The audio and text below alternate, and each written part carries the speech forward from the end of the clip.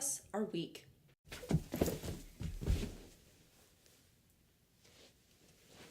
Some are strong. 999. 1,000. But it is our weaknesses that define us. So what makes us weak? Sin, our fleshly human imperfections. Just the other day, I was distraught over a photo of myself that I was so ashamed of. I didn't even want anyone to see it.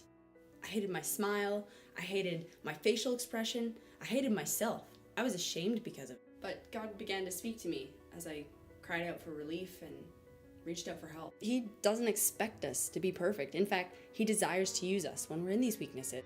I realized that my shame, my sin, my imperfections were dealt with at the cross. I no longer have to bear it. It says in Isaiah that Christ carried our weaknesses. It was our sorrows, our diseases, our sicknesses that weighed Him down. Romans 8 says that the law of Moses couldn't save us because of the weakness in our sinful nature. And that's why God sent Jesus. Jesus took on all the sin, all the weakness, the imperfection, the shame, the guilt, and it died with Him at the cross. This means all I have to do is leave it at the cross. It gets covered. It's forgiven. It is no more.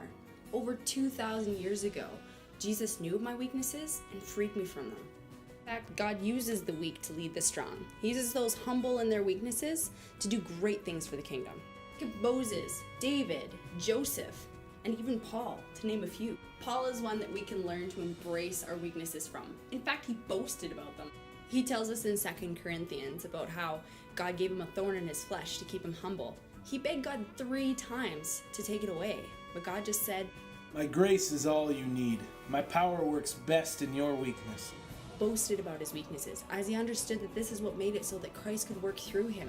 He said, "I take pleasure in my weaknesses, in the insults, in my persecutions, in my troubles, so He could suffer for Christ. For when I am weak, then I am strong." This spoke heavily to me, that by our weaknesses, we could be usable for God's purposes. I mean, He uses our imperfections. He doesn't use those who are perfect by our standards, because those who think they are, there's no room for God.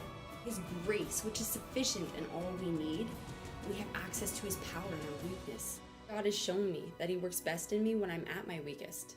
My flesh is weak, but it's Christ in me that makes me strong. I'm a force to be reckoned with, but only when I embrace my imperfections and see myself how He sees me. Now I can truly embrace them as I embrace the cross. Are you strong in your weaknesses? Think about it.